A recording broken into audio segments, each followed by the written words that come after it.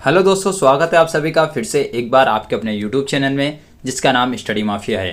दोस्तों, अगर आप बीए प्रोग्राम फर्स्ट ईयर के स्टूडेंट्स हैं या फिर आप जामिया मिलिया इस्लामिया या एसओएल यूनिवर्सिटी से बीए प्रोग्राम कर रहे हैं फर्स्ट ईयर और आपके पास पॉलिटिकल थ्योरी या फिर पॉलिटिकल साइंस है, राजनीतिक सिद्धांत या फिर राजनीतिक विज्ञान है, तो ये क्वेश्चन होगा आपके लिए बहुत ही इंपॉर्टेंट क्वेश्चन होगा। जैसे जैसे मैं आपको यहाँ पर बताऊंगा आज की इस वीडियो में, वैसे वैसे ही आप इस आंसर को अपनी नोटबुक में लिख लें और अगर आपके एग्जाम में यह आंसर आए तो आपको ऐसे ही इसमें नोट डाउन कर देना है। अगर आप जामिया मिलिया इस्लामिया डिस्टेंस के स्टूडेंट्स हो तो आपके लिए बहुत ही इंपॉर्टेंट क्वेश्चन है। दोस्तों, इससे पिछली वाली वीडियो में मैंने बात की थी कि राज्य को उदारवादी व व्यक्तिवादी परिप्रेक्ष्य क्या है या फिर राज्य के संबंध में समझौतावादी सिद्धांत क्या है, इसके बारे में मैंने चर्चा की थी। अगर आपने उस वीडियो को नहीं देखा है और उससे पहले पिछली वाली वीडियो में मैंने बात की थी कि राज्य क्या है और राज्य की प्रभुत्व तत्व कौन कौन से हैं, इन दो क्वेश्चन के बारे में ऑलरेडी वीडियो बना चुका हूं जिसका लिंक मैंने नीचे डिस्क्रिप्शन में दे दिया है। अगर आपने इन वीडियो को नहीं देखा है तो आप फटाफट इन वीडियो को क्लिक करके देख सकते हैं, क्योंकि दोस्तों अगर आप इन वीडियोज़ को देखेंगे तो ही आपको ये जो आज का क्वेश्चन है, ये राज्य से संबंधित जो क्वेश्चन है वो आपको तभी समझ आएगा, तब आप इन वीडियो को सही तरीके से समझ लेंगे। तो मैं यही कहना चाहूँगा, पहले आप इन वीडियोस को समझिए जो पहले बनाई हैं, बाद में इस वीडियो को देखें। तो चलिए हम अपने आंसर की शुरुआत करते हैं जो कि आज का हमारा आंसर होगा। तो चलिए हम अपने क्वेश्चन की शुरुआत करते हैं और उसके आंसर की बात करते हैं। तो हमारा क्वेश्चन होगा कि राज्य वर्ग संघर्ष का परिणाम है, स्पष्ट करो, या फिर राज्य में मार्क्सवादी दृष्टिकोण को स्पष्ट करो। तो दोस्तों, जैसे कि मैंने आपको पिछली वाली वीडियो में बताया था कि जिसमें हम राज्य के बारे में डिस्कस कर रहे थे, वहां पर एक दो सिद्धांत निकल कर सामने आए थे कि राज्य का समझौतावादी सिद्धांत और जो राज्य का उदय वो वर्ग संघर्ष का परिणाम है। तो दोस्तों, यही इसका एक तीसरा क्वेश्चन भी ये बनता है कि राज्य वर्ग संघर्ष का ही परिणाम है और इसके संबंध में मार्क्सवादी दृष्टिकोण क्या हो सकते हैं। तो दोनों क्वेश्चन अलग अलग नहीं है, ये क्वेश्चन कभी कभी अलग अलग भी आ सकते हैं और एक साथ भी आ सकते हैं। तो आपको कंफ्यूज नहीं होना, आंसर आपको यही लिखना है। तो दोस्तों, इसमें आपको सबसे पहले बता दूं कि आप क्या लिखेंगे। इसमें हम आंसर में लिखेंगे कि राजनीति के संबंध में लंबे समय तक उदारवादी दृष्टिकोण लोकप्रिय रहा। दोस्तों, जो उदारवाद है वो कहाँ से आया, उसे अर्थशास्त्र में क्या बोलते हैं, इसे पूंजीवाद कहते हैं और राजनीति में इसे उदारवाद कहते हैं। ये भी आपको मैंने बताया था कि उदारवाद कहाँ से आया था। तो राजनीति में इसका लंबे समय तक बहुत बड़ा दृष्टिकोण लोकप्रिय रहा है, जिसके अनुसार राजनीति हितों में टकराव को रोकने वाली प्रक्रिया है। लेकिन मार्क्स ने इस दृष्टिकोण को स्वीकार नहीं किया है। उसके अनुसार ये है कि राज्य और राजनीति दोनों का जन्म वर्ग संघर्ष के कारण हुआ है, क्योंकि जब कोई अपने अपने विचार रखते हैं तो कोई ना कोई किसी बात को मानते नहीं है और अपनी बात को आगे रखते हैं। तो ऐसा ही राज्य के संबंध में कुछ हुआ। जब समाज में एक वर्ग था तब राज्य और राजनीति नहीं थी। जब समाज में परस्पर विरोधी हित वाले दो वर्ग बन गए तब शक्तिशाली वर्ग ने राज्य और राजनीति का निर्माण किया। क्योंकि मार्क्स ने यही बात कही है कि उस टाइम पे क्या था, दो वर्ग नहीं थे, एक ही वर्ग था, काम सीधा सीधा राज्य चल रहा था। तो क्या होता है, जब आपस में हित टकराते हैं तो ही राजनीति का जन्म होता है। वहाँ पर शक्तिशाली वर्ग बनता है, कोई निर्धन वर्ग बनता है, तो इस तरीके से राज्य का निर्माण होता है।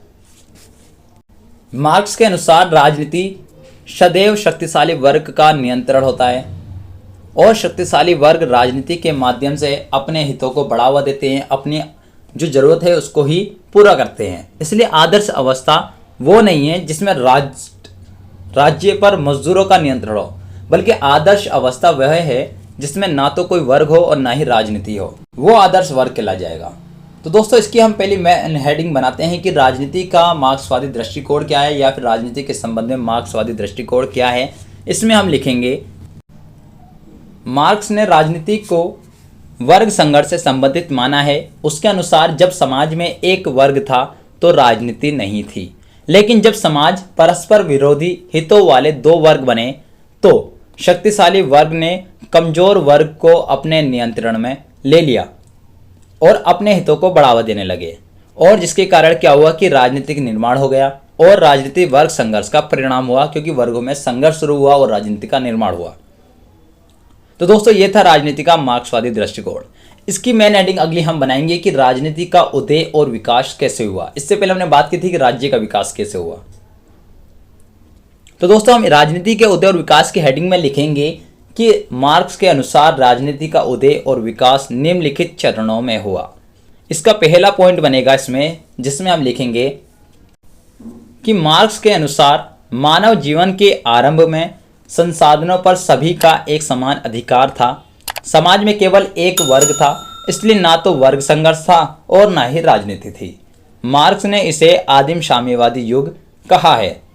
इसका दूसरा पॉइंट है राजनीति के उदय का और विकास का, कि मार्क्स के अनुसार जब शक्तिशाली राज्यों ने संसाधनों का कब्जा कर लिया और कमजोर वर्ग को अपना दास बना लिया, तो समाज में दो वर्ग बन गए, जिससे वर्ग संघर्ष और राजनीति का जन्म हुआ। मार्क्स ने इसे दास प्रथा का युग कहा है। तीसरा पॉइंट है इसमें इसके विकास का और उदय का, कि मार्क्स के अनुसार कृषि आरंभ होने के बाद शक्तिशाली वर्ग ने बड़े बड़े क्षेत्रों पर कब्जा कर लिया और कमजोर वर्ग कृषि मजदूर वर्ग बन गया। मार्क्स ने इसे सामंतवादी युग कहा है। इसमें चौथे इसका विकास और उदय का पॉइंट है कि मार्क्स के अनुसार मशीनों के आविष्कार के बाद शक्तिशाली वर्ग ने बड़े बड़े उद्योग स्थापित किए और मजदूरों का अधिक से अधिक शोषण किया। मार्क्स ने इसे पूंजीवादी युग कहा है। तो ये 4 पॉइंट थे इसके राजनीति के उदय के और विकास के।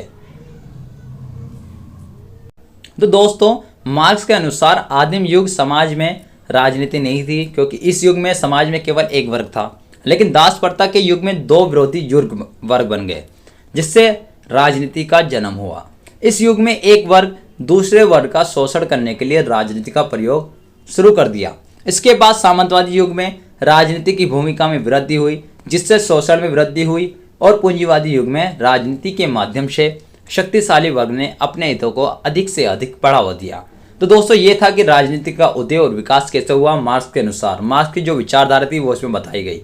तो इससे अगली हेडिंग हम बनाते हैं वर्ग संघर्ष, क्योंकि हमारे जो क्वेश्चन है वो वर्ग संघर्ष से ही रिलेटेड है कि राजनीति वर्ग संघर्ष का परिणाम है।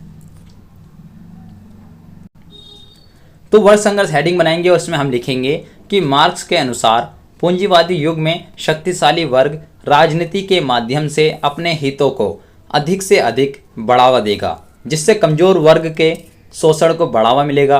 अतः कमजोर वर्ग मजदूर वर्ग जो है, यानी जो कमजोर वर्ग है वो मजदूर वर्ग है, और वो क्या करेगा, क्रांति करेगा।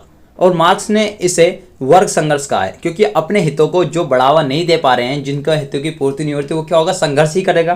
तो इस वर्ग संघर्ष में मजदूर वर्ग की विजय होगी, क्योंकि मजदूर वर्ग ज़्यादा क्वांटिटी में है, उनकी गिनती ज़्यादा है, संख्या ज़्यादा है, इसलिए वो जीत जाएगा। तो दोस्तों, ये था वर्ग संघर्ष। इससे अगली हेडिंग बनेगी इसमें कि साम्यवादी युग में राजनीति, जिसमें हम लिखेंगे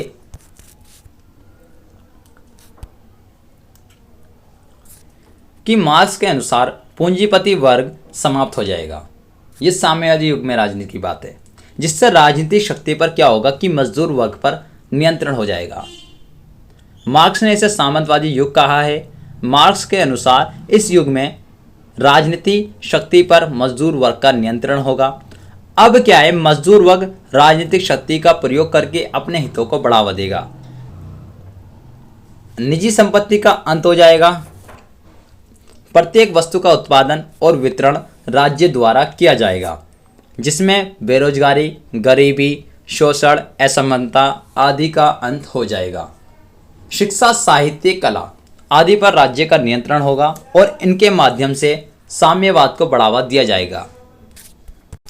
धार्मिक स्वतंत्रता के अधिकार को समाप्त किया जाएगा और निजी संपत्ति के अधिकार को भी समाप्त किया जाएगा। लोगों को विचार अभिव्यक्त करने की स्वतंत्रता होगी, लेकिन साम्यवाद का विरोध करने या आलोचना करने की आज़ादी नहीं होगी। तो दोस्तों, ये थी इसकी दूसरी हेडिंग, साम्यवादी युग में राजनीति। उससे पहले था वर्ग संघर्ष।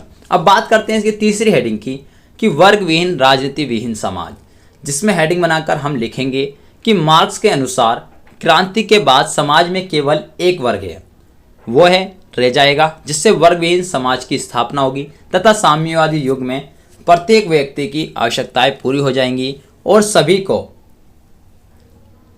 जो विचारधारा है वो एक समान यानी कि साम्यवादी होगी, जिसमें सभी की समान विचारधारा होगी, जिससे सभी विवादों का अंत हो जाएगा, कोई वर्ग संघर्ष नहीं होगा और धीरे धीरे राज्य और राजनीति का भी अंत हो जाएगा, क्योंकि वहाँ पर आपस में हितों पे टकराव नहीं होगा। जो वर्ग दो वर्ग थे वो एक ही वर्ग रह जाएगा। अर्थात वर्ग विहीन राजनीति विहीन की स्थापना होगी और ये मनुष्य के विकास की अंतिम और आदर्श अवस्था होगी। तो दोस्तों ये था वर्ग विहीन राजनीति विहीन समाज कैसे बनेगा और साम्यवादी युग में राजनीति कैसे होगी। अब बात करते हैं इसकी आलोचना की, क्योंकि हमने जो आंसर अभी तक यहाँ पर डिस्कस किया है वैसे यहाँ लगभग पूरा हो चुका है, लेकिन जब यहाँ पर हम कंपैरिजन होता है किसी चीज़ से तो वहाँ पर आलोचना करना बहुत जरूरी है। तो इसकी आलोचना का पहला पॉइंट में हम लिखेंगे कि मानव के सभी विवादों का कारण आर्थिक नहीं होता। इसकी दूसरी आलोचना है कि समाज में केवल दो ही वर्ग नहीं होते। इसकी तीसरी आलोचना है कि राजनीति सदैव शोषण नहीं करती। इसकी चौथी आलोचना है कि सभी विवाद वर्ग संघर्ष नहीं होते। और इसकी पांचवी आलोचना है कि आधुनिक युग में राजनीति जन कल्याण का साधन है। और इसकी छठी और आखिरी आलोचना है वर्ग विहीन राजनीति विहीन समाज की स्थापना संभव नहीं है। तो दोस्तों यहाँ पर हमने आज की इस वीडियो में बात की कि जो राजनीति है वो वर्ग संघर्ष का परिणाम है। इसके संबंध में मार्क्सवादी दृष्टिकोण दिए गए थे। आप इसके बेस पर बनाकर एक निष्कर्ष लिख सकते हैं। तो दोस्तों आपका ये आंसर यहाँ पर पूरा हुआ।